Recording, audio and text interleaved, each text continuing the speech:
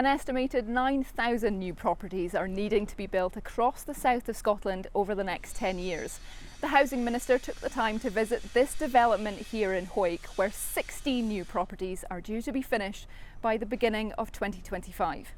He was also hearing about the consequences a lack of housing is having on the area, not just economically, but also how families are being barred from either moving here or staying here. In May, the Scottish Government and Scottish Borders Council declared a housing emergency, and there are calls for Dumfries and Galloway Council to do the same. Today, the South of Scotland Regional Economic Partnership launched their housing action plan to tackle the growing problem. So this is the beginning of a journey. So it's about making people who develop houses understand that there's a market in the south of Scotland for small scale and for large scale housing. Scotland's Housing Minister attended the launch and was given a tour of a development that will be available for affordable rents through the local housing association in 2025. These homes are part of the solution to the housing crisis. You know, they're one site out of many that are needing to be delivered to solve the housing crisis or to help solve the housing crisis. The action plan doesn't include a house building quota, but instead works with partner organisations to address issues holding up house building.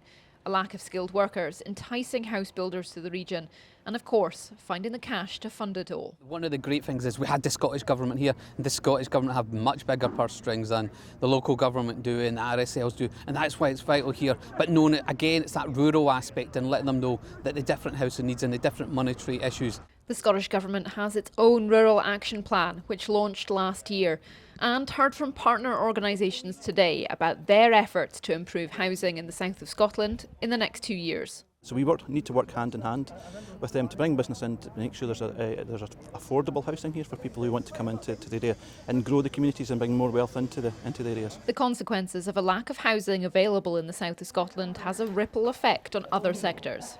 The NHS across in Dumfries and Galloway we've been working with, they need 164 houses just to house their current staff and consultants and radiologists and everything else. So it goes out into not just the private sector but into the public sector about how we keep our social services going. People living and working here are already feeling the pinch, and results are needed sooner rather than later.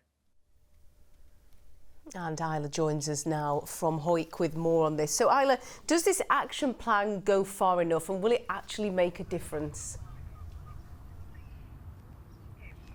Well, there's no doubt that more houses are needed, not just here in the Scottish Borders, but right across Dumfries and Galloway as well. But the language in the action plan isn't nearly as strong as you might have hoped. Phrases like develop a campaign, shape proposals, explore innovative ways to share data just aren't as tangible as promises to build a certain number of homes within a certain amount of time. You'd usually be looking for those sorts of promises, but 50 organisations, both local and national, have signed up to this action plan, and it's all about maximising the potential of this house building plans in coming years and reducing the barriers and that are stopping or delaying it from happening. The deadline they've set themselves is 2 years, so we'll have to wait and see until 2026 to see if this action plan has more action or was more planning. OK, Isla Todd, thank you very much for the latest there.